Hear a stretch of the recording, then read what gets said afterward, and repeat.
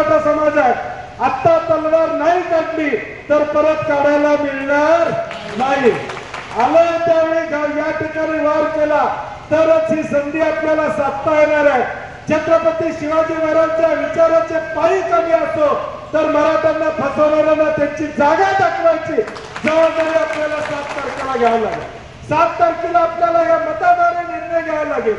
आम्ही जर बटन योग्य दाबलं नाही तर त्यांना वाटेल की आम्ही जे करतोय ते बरोबर आहे, मराठा आरक्षणामध्ये आम्ही जो काही खेळ खंडोबा केलेला आहे तो बरोबर आहे हे त्यांना वाटण्याची शक्यता नाकारता येत नाही।